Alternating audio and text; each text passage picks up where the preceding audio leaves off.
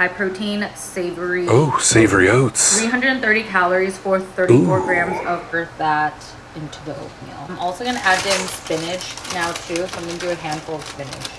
That looks delicious. But let's switch it up. All right, so we got 1.5 cups of chicken stock. This is 40 grams of oats. Then we have 200 grams of whole eggs. Seasoning, so we got about a teaspoon of salt, half teaspoon of pepper, half whole teaspoon granulated garlic, teaspoon of oregano, and about a teaspoon and a half of cumin. And then we're gonna throw in some delicious salsa. This is about 60 grams. And then this is about 30 or so grams of feta cheese because we don't got queso. And then we got 57 grams of some mushed avocado. This is the stuff we get at Sam's. It's kind of cool. It's like ready to go pureed avocado, very lightly seasoned, but it's delicious.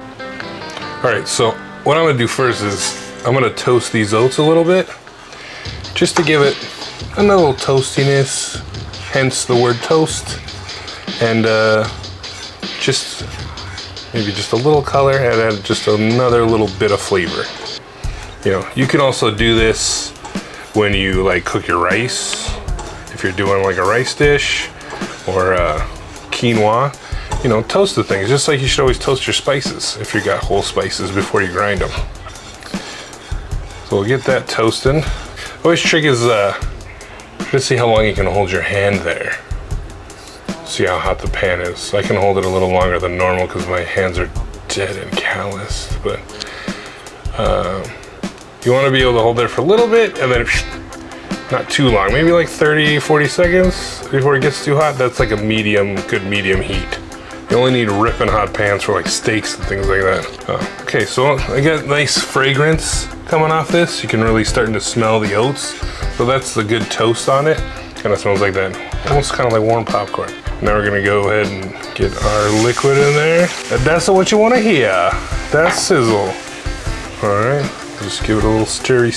Right, I'm gonna add my spices in there. A lot of people, when you add dry spices, do it as often and as soon as possible. Especially like store-bought dry spices, because they are dry and you need them to rehydrate. So if you're dumping in dry stuff at the end, it's not going nowhere. It's gonna give you kind of a gritty taste, especially if you're not using like a powdered spice, which also, if you're not cooking that out, like powdered garlic or powdered onion, it's gonna clump.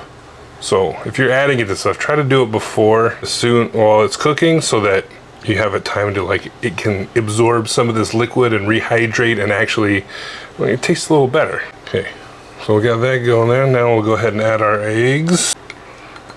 Spatulas for a reason, right? You don't want to leave anything behind. I like to say you paid for it, so use it all, right? That's, a lot of people say that. And working in the kitchen, it's food costs, baby, right? You open a can, you better use a spatula to get all of it out of there. So this is gonna start to go probably a little quick now. Once this egg gets going and these oats start to really start absorbing that water. Sorry, chicken stock. You can use water, flavor it with whatever you want. Just like the video we were watching, she used dashi powder, went Asian flair with it, which is always delicious, a little Asian flair. Once this hits your desired consistency, you can pull it if you want. You like your eggs a little runny, you like it a little well done, but it's gonna be more soupy, notice that, as you can tell, but you can see it's starting to tighten up. You could always increase your heat a little if you wanted to, get those nice bubbles. So guys, just remember, the hotter the heat, the faster you gotta go. Okay, you don't want to get burny spots. That's kind of a key to cooking too, I think. Real simple. People are always like, it's so hard to cook. But you gotta remember 3 things for me. 3 T's, okay? Time, temperature, and taste, okay? How long is it gonna take to cook? How hot should you be cooking it? And does it taste good to you? Cooking is pretty simple once you like figure out kind of some basics, and then it's just about what you want to eat, you know? Okay, so this is about ready for me. I like that texture and consistency. It's good. The eggs are pretty much done. I like close to a soft scramble, and there's still some liquid. Oats aren't gloopy. Okay, this is also a really good one-pot meal, man. You just eat this out of the bowl. I'm not even gonna put this in anything. I'm just gonna eat it out of here. Also, this could be whatever you want. Just like She was going kind of Asian style.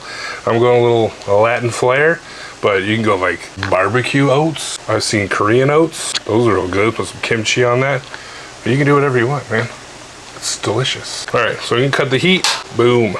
Now, get some toppings. Gonna get that salsa on there. Get that avocado. And just sprinkle in that cheese. I'm using feta. If I had queso fresco, that would be good, or just some cheddar or whatever cheese you really want. I like feta, the saltiness and the deliciousness of it. It is very close to kind of a queso fresco, but use what you got. If it tastes good, taste it. All right, let's give this a little mixy poo. All right, now I'm not a big fan of steaming hot food, but it's for you guys.